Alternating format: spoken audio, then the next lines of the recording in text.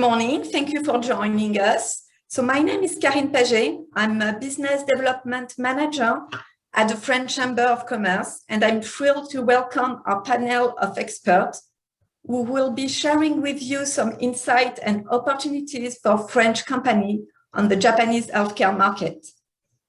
So I'm going to quickly introduce our panelists. So today we have Philippe Ovaro, President and Representative Director of Orphan Pacific at CIMIC Groups. We have also the Boston Consulting Group with Mr. Nobuhiro Arai, Partner and Director, and Mr. Akira Izumi, Associate Director of BCG Gamma. And for the second part, for the testimonial session, we will have Mr. Dimitri Delmas, Asia Area Business Manager of Quantificare Japan, and Mr. Pierre-Adrien Pinson, Japan Representative and Alliance Manager at Ipsen Pharma Japan. So today the agenda, so I'm going to go quickly do an introduction of the CCEFG, and then we'll have two parts in our webinars. The first part, we will give you some strategic insights on how Japan will reshape the future of healthcare, and then more trend in Japan digital health and health tech market. And then we'll have two testimonials from Quantificare and Ipsen, two French companies already set up in the Japanese market. And then I will conclude with some business support from the CCEFG. So what kind of program we have for the healthcare sector. And then we'll open for discussion during 10 minutes. So quickly, very quickly, the French Chamber of Commerce is the largest European chamber in Japan with a very powerful network of more than 600 members of French and Japanese companies. The French Chamber of Commerce is established since 1918. Our main mission is to support companies in their development on the Japanese market, but also on the French market by offering a very wide range of business services, networking events, and by sharing best practices and market insight as of today. So we have offices in Tokyo, in Osaka, Nagoya, and also in Kyushu. We are a team of 35 people. So now let's go to the main part of today. I will hand over to Philippe Ovaro to present his part. Thank you, Philippe. Well, thank you, Karen, for passing the baton to this presentation session today. So without any further ado, I'll share my own screen. Here we go. Yeah. Okay, I hope everyone can see. Yes, we can. So thank you very much for the opportunity today. I didn't really keep the initial title because I thought that was a little bit like ambitious in 15 minutes to reshape healthcare. But in alignment with the presentation that we will hear later on from BCG, Mr. Izumi and Mr. Arai, I thought that it would be good to put some accent on how the digital technology is evolving in Japan, particularly since the COVID crisis broke up. We have seen many significant changes, and that's the journey that I would like to take you with me for the next 15 minutes.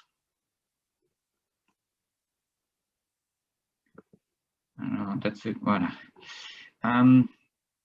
Just quickly, the agenda of today is to try to be very comprehensive in the kind of services that CIMIC has gained experience into helping the digital therapeutics industry to gain foray in the Japanese market. It's still a market in infancy. The regulations are fast changing, actually progressively, but behind the United States, we see a very strong momentum for developing the access to this technology, be it in the framework of clinical trial or directly addressing the need of patients for their support in their therapy through digital tools. I would like to say a few words about the digital application in the decentralized clinical trial, because this is an area that very few people are aware of, and that particularly attracted attention recently because, as you know, in the traditional setting, in a clinical trial, people participating in the trial, be it healthy volunteers or patients suffering from a disease for which the treatment is being tested, are actually obliged to go to the hospital for repeated frequencies of testing. And we have seen that hospital is not the good place to be in the recent COVID environment, and it was increasingly difficult for a sponsor of clinical trial to attract a volunteer for developing their program. And so we have seen all an armatorium of new tools and devices and systems that have actually helped the clinical trial to be in operation without the obligation to make people come through a medical institution. And then obviously this has a lot of implication in the way, not only the clinical trial is operated, but also increase the easiness for patients, particularly those patients that are suffering from diseases that make them extremely difficult for them to move from one location to another, or for people who are living in remote area. So in a way, not only the circumstances make it compulsory for us to create a new environment, but in partnership with a company called Missing here in Japan, we have been able to progressively establish a technical platform that allow the pharmaceutical company to conduct and operate their clinical trial among Japanese centers with a maximum of tools allowing this remote capture of data, remote censoring of performance, of health performance of the patient, and also a remote follow-up through this kind of Skype meeting or Zoom meeting that we are having right now. Then more specifically in the field of digital therapeutics, this is clearly something that is moving very fast, although maybe not as fast as we have witnessed in the United States, and even more so in the States with the introduction of MCIT, this program sponsored by Medicaid to support the funding of innovative technology for patients suffering of chronic diseases. We are not completely at the level in Japan where there is a strong system for reimbursement of digital therapeutics, but the status of applications of wearables, some of them having a truly established therapeutic benefit to the patient, is for sure moving ahead. And I'm kind of thinking that maybe COVID accelerated that transformation and accelerated that transition to something that will integrate the software as a medical device with the well-established apparatus of traditional medicine. Okay, there have been a few products approved. Their name appear at the bottom of this slide.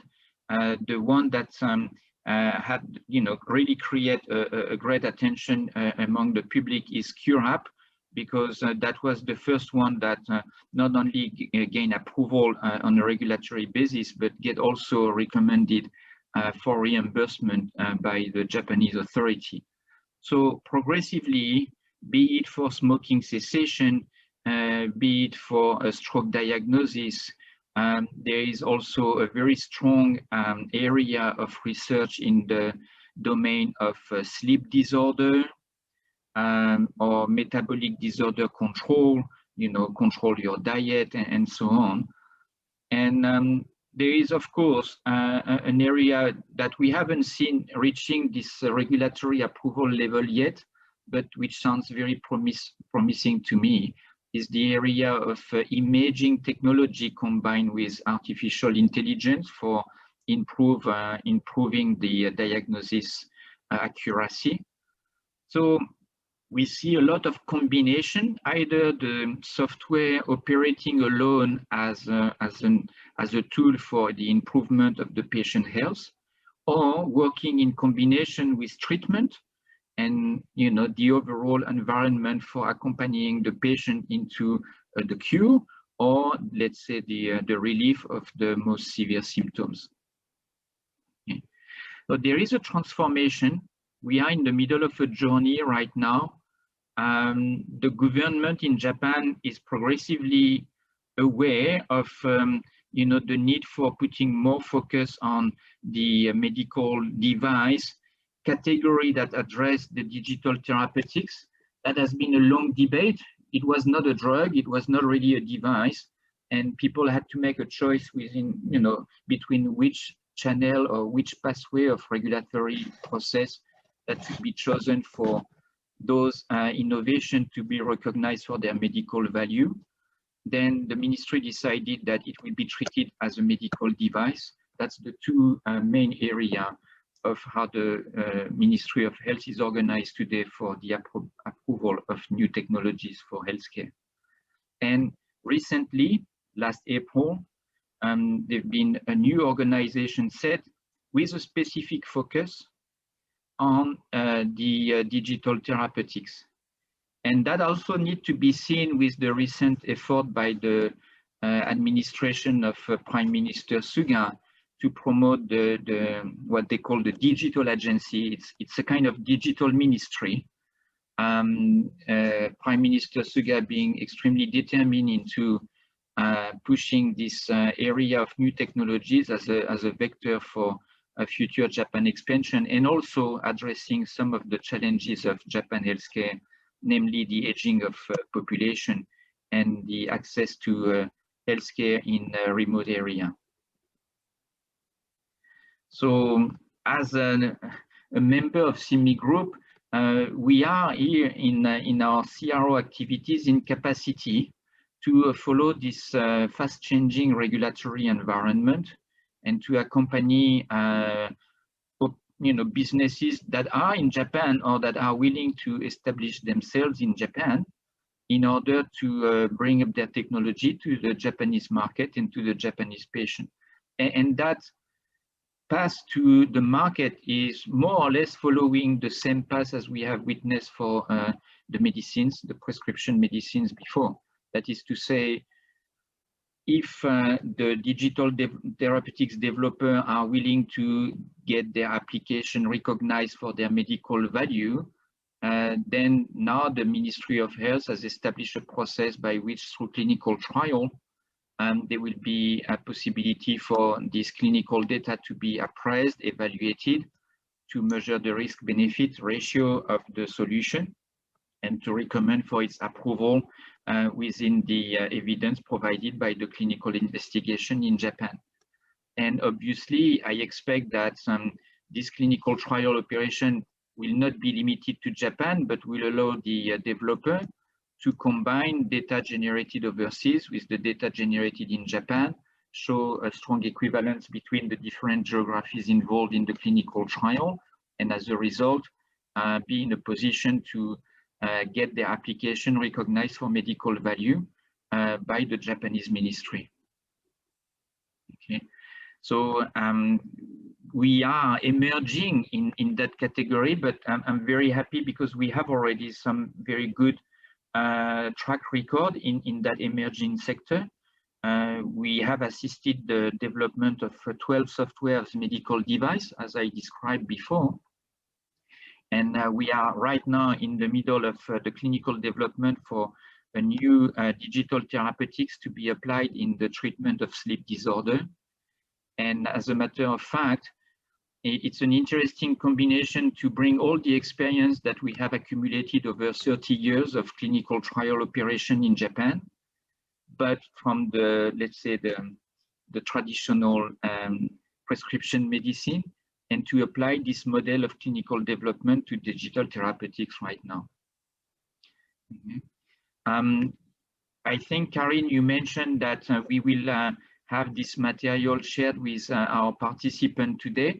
I would like to invite all of them to click on the link that is indicated in the presentation. I'm quite sure that the link will still be active in the PDF version, and they will access the downloadable material that we recently published with Informa, a panel discussion that we organized a couple of weeks ago, mostly with actors of digital therapeutics in the United States, but also a few of them operating in Japan, like Ueno-san from SUSMED. And I think that's their experience in the States, but also trying to test the expansion of this experience beyond the American territory to countries in Asia and in Europe, have shown us that you know, there are very strong common points. The link to the clinical evidence, the challenge of obtaining reimbursement, the appeal to the payer in the healthcare system, be it the social security system in France, or be it the Medicare in the United States, or being the life insurance in Japan, or the national health insurance program funded by the Japanese government. So this emerging industry is really meant to reshape healthcare in Japan in a way that we have not completely measured yet.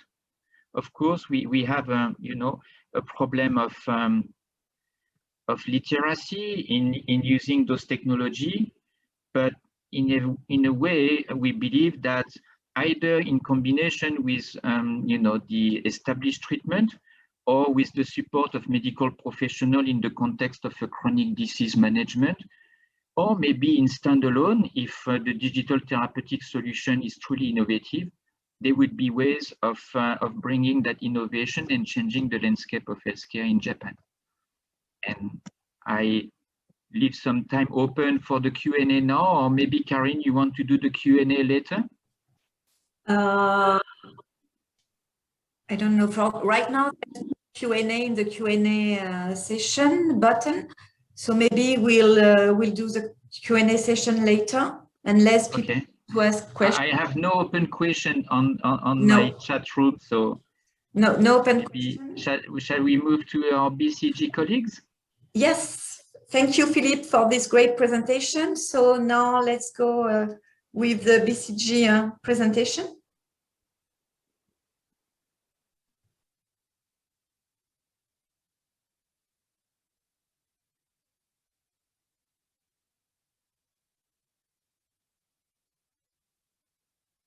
Okay.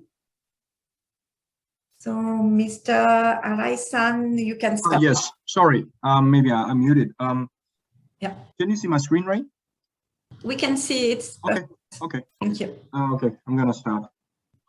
So, thank you for the great opportunity for today. And again, I'm Nobuhiro Arai from BCG, Partner Director of Tokyo. And today, I'd like to cover the trends of the DTX in Japan. And also, one of my colleagues will follow me. He will be talking about real-world data situation in Japan. And first of all, I'd like to go in some market definition of the digital DX in healthcare. So we are describing the DX in healthcare in three categories. One is product development by leveraging the data. The second one is service development by leveraging data, and infrastructure development by leveraging data. So we are defining the market into these three, but for every market, the leveraging data is very important part. And also for these three categories, the two major Japanese ministry is supporting the activities. One is the MHLW, and the other one is the METI, the Ministry of Economy, Trade and Industry. And these two industries are supporting each other. This is called kind of collabo health. So MHLW focusing on a data health plan, which is important for reduction of the medical cost. And the METI is focusing on health management to improve the corporate profiles, like for the business owner.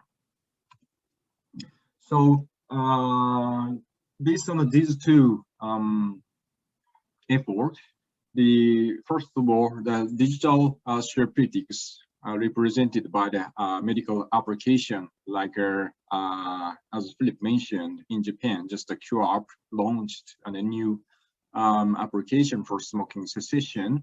This is the first one.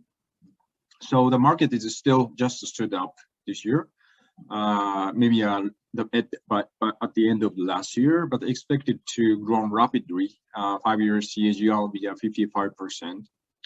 And also non-reimbursed application will continue to be expanded as a value-added tool for drug and medical devices. And these four are the major Japanese medical application manufacturer. And QARP, he launched the first smoking cessation application in December 2020. But the NASH app for non-alcoholic state hepatitis patient and also HERB for hypertension patient are under developing. Sorry. And also Oscar is developing the application as CT152 for major depletion with Creek Therapeutics. It's a Japanese APRI manufacturer. And Sasmedo is also developing for insomnia, aiming to obtain approval in 2021 this year. And also Shionagi is focusing on pediatric ADHD, partnering with Akili. And the next one is the telemedicine. So telemedicine and the digital therapeutics is kind of wheels promote each other. And telemedicine, the market can be classified into two. One is a remote medical care. The other one is the remote health consultation. And the category of the remote health consultation is very stable, even though after the COVID-19 impact, this is not so growing up. But remote medical care itself, it's growing up. And for the remote medical care, since the ban was effectively lifted in 2015, the law has been gradually improved. The diffusion of the technology has progressed. An image analysis solution and online medical solution, a very big market. And this is a more detailed category of the remote health consultation, but I will skip from this page. So I'd like to just go, the double click of the digital therapeutics. So with BCG, defining the digital therapeutics into 4 categories. One is the assist of the existing medication. The other one is alternative to the existing medication. The third one is the assistance of the social therapy. And last one is alternative to the social therapy. So first of all, the first one is a kind of adding on therapy to the existing drug. Like QAP SC for smoking cessation is this type. But the QAP originally aiming to become an alternative to the existing smoking cessation standard of care. So maybe becoming the first one or second one is very critical for the clinical trial design. And the other two is more focusing on the co-medicals, like nursing or some other social therapists. So the first one is a kind of an assistant, becoming the the support tools for the co-medicals. For example, like in schizophrenia patient, they will take many social therapy, and some companies are aiming to develop some of the assistant tool for this activity. And also last one is the alternative of these social therapy. And depending on these four category, the pricing system can be different, and also clinical trial design is very critical. But today, I will not go dive into this detail. But if you have some question or need more information, please let me know. We can provide it.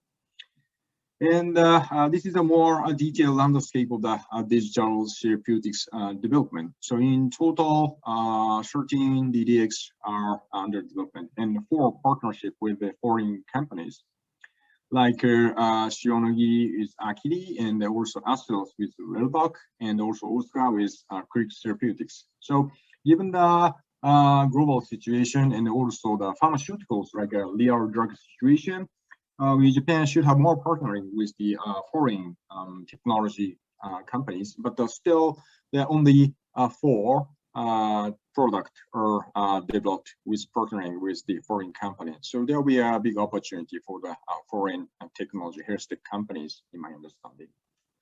And in terms of disease area, of course, we have a type 2 diabetes or a kind of a hypertension, but like as we see, like alcoholism, and also pediatric ADHD, and also autism spectrum disorder, and also maybe insomnia and depression or major depression disorder, and also BPSD associated with dementia. Like these are, all of them are in the category of the CNS, I mean the central nervous system disease or mental disease.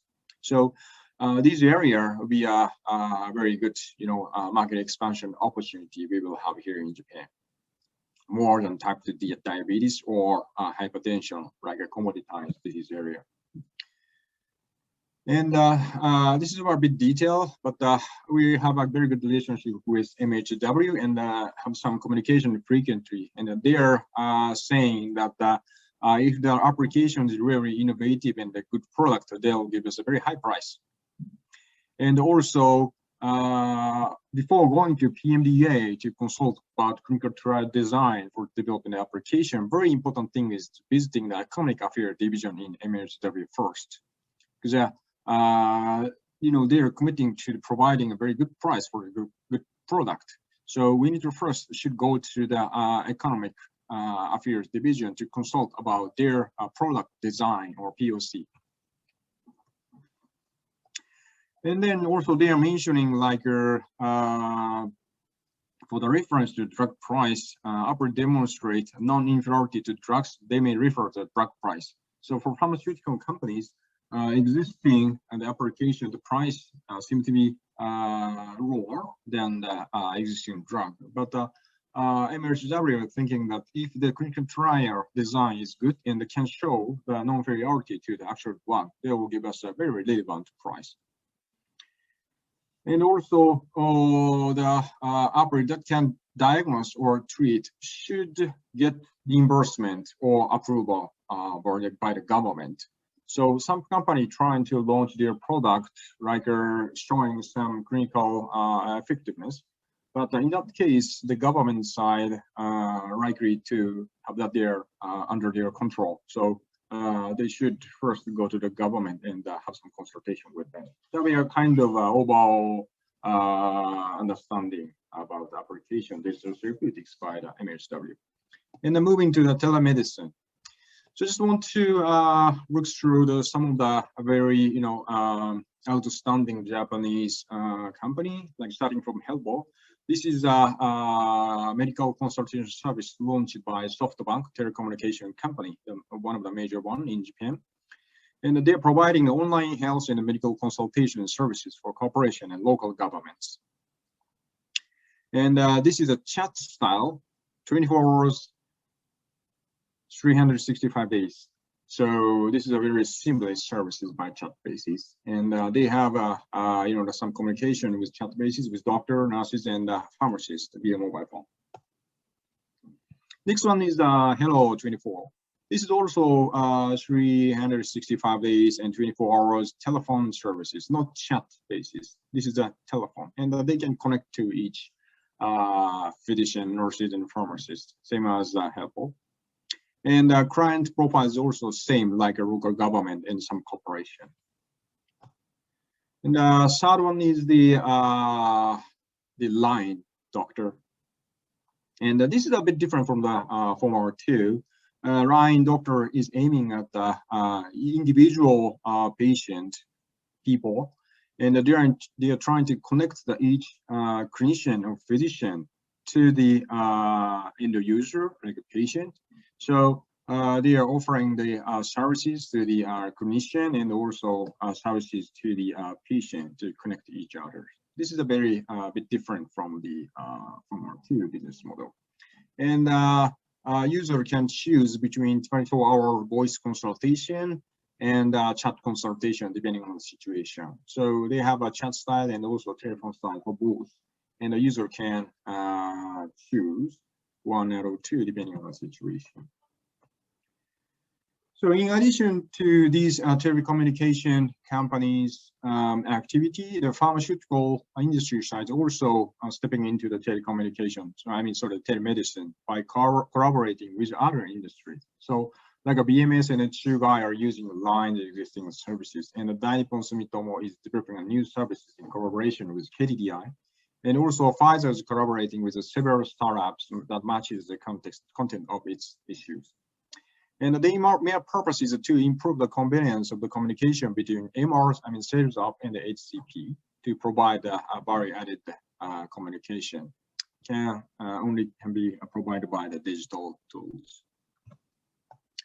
So like starting from Nippon, they are partnering with KDDI and using the XL, I mean the one type of the BL, to promote the communication between sales rep and physicians, like using 3D images. And the BMS has opened an official account online to provide oncology-related pharmaceutical information for healthcare professionals. They also ASI to offer no. It's no means kind of a brain in English, so it's kind of a play on words. So they are offering the no tools to check the cognitive function with tablet device. Now, interesting is the they are offering this no to the beauty salon. Like while they are cutting hair, they can check the inside of the head. It's kind of a very interesting business model. And also they are developing the kind of easy application for individual brain health checking, collaborating with the DNA. This is also a Japanese company. And also Hakuhodo Medical, actually the Hakuhodo is not a pharmaceutical company. They also offer the VR type, which the people could hold lectures in virtual space using the VR equipment. And sorry, it's in Japanese, but this is the kind of a very long list of the company offering the telemedicine in Japan, a very local company, and we have a kind of a business platform to connect this company with a pharmaceutical company. We know each company's pros and cons and strengths. So if necessary, we can provide these lists. This is also good to understand what the direction will be of the physician's communication behavior for future. So this is very important for our pharmaceuticals market and our sales activity also. So last piece is a kind of a key trend of the DX in healthcare. So the first one will be, of course, the on-demand healthcare. Like maybe in other industry, the medical professionals also becoming to provide on-demand medical care to patients in specific situation according to their own talents and expertise and schedule. So in other industry area, there is also the gig economy where the freelancer in a variety of industries hires themselves out on the job-by-job basis rather than being tied to the single company. This kind of trend will be also applied to the medical healthcare providers.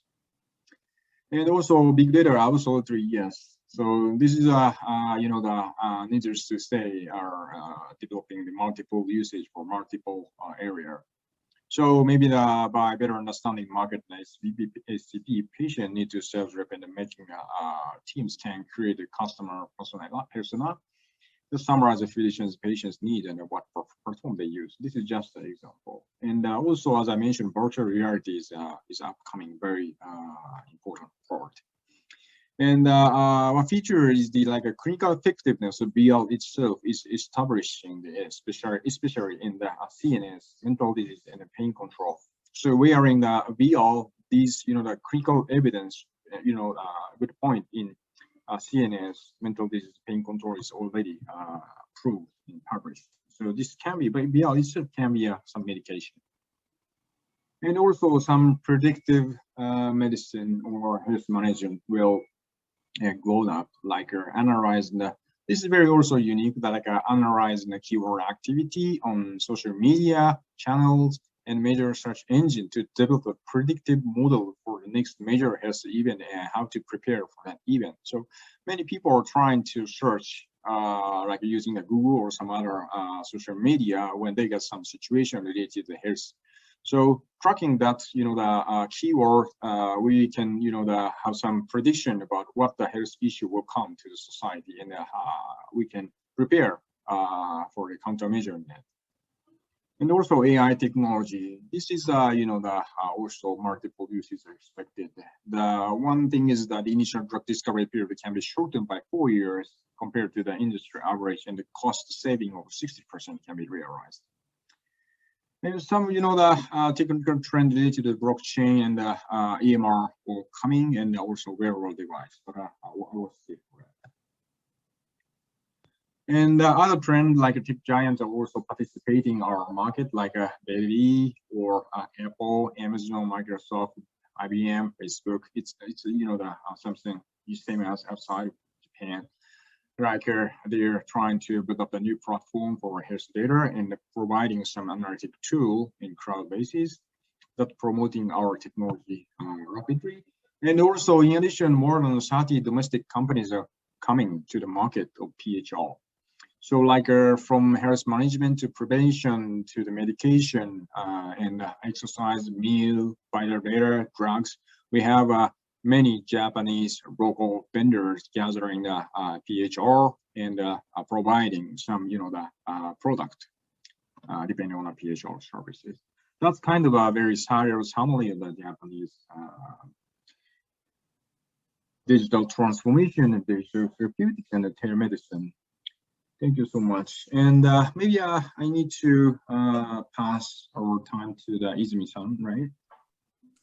Yes, thank you. Thank you for your great presentation.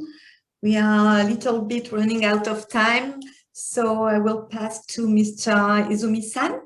Thank you. Thank you very much. And I'm very quick presentation for my part. Yes. And yes, I'm focused on the data business in healthcare field in Japan. And I would like to introduce status of data and data application in Japan and the initiatives that we are currently undertaking. As you know, in Japan, various pharmaceutical companies and ventures are creating service and initiative using data and data technology. I'm sorry, it is a very detailed, but as you know, recently, IRIS influenza diagnosis AI is approved, and there has been notable developments such as launch of DTX promotion considered by Data Garage and other ventures together with a pharmaceutical company like that. And there are many possible monetization patterns for digital health in Japan, but as shown in this, the main pattern of successful business so far has been insurance reimbursement or B2C solutions like that. And however, in case of insurance reimbursement, as Philip-san said, PMD approval is also required, but it's taking time and cost so far. And one reason for this is the difficulty in collecting real-world data for development.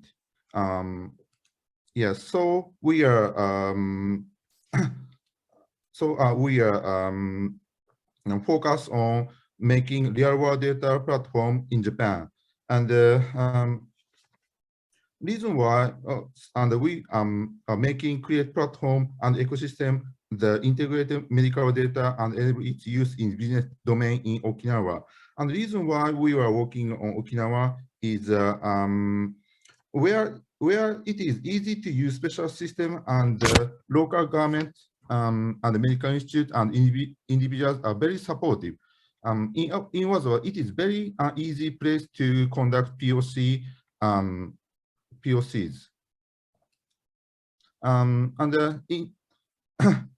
And the platform will store integrated personal medical data and PHRs for many years, which will be used to verify the effectiveness of data solution depend on patient conditions. Of course, this is not only for data therapeutics, but also for general drug discovery, medical devices development, and insurance product development. We are thinking of promoting this initiative in the form of open initiative, both in Japan and overseas, as well as in other regions in Japan, also other companies. So if any of you are interested in this project, please contact us for further information. Thank you. Thank you for your presentation. So for the last minute, I'm just going to thanks everybody for joining the webinar, and especially for our speaker. I just would like to quickly present you our healthcare program for 2021. So right now we have done this informative webinar. The second step in our program will be the Business Leader Forum Healthcare, held in end of September. The main subject will be how the pandemic has changed our approach to innovation. It will be for all the French company and Japanese company a good opportunity to network and listen expert and top speaker from France and Japan. It will be held remote in physical at the CCEFG and also by remote.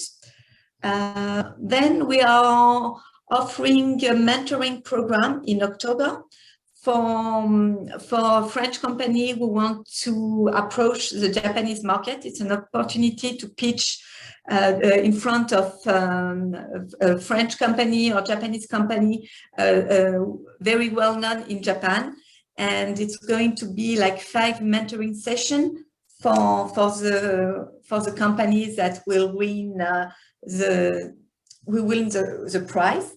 And the last thing will be our prospective mission.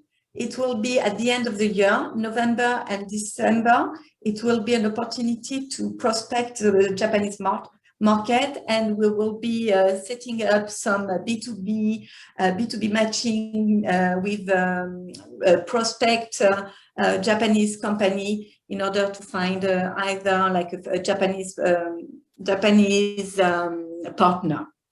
So if you need more information, you can find all the information on our website, and either you can feel free to send me an email and I will send you all the information.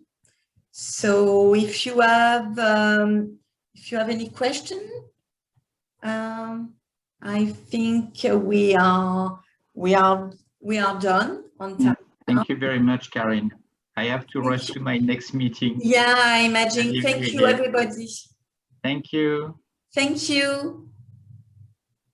Thank you. Thank you. Goodbye. Bye-bye.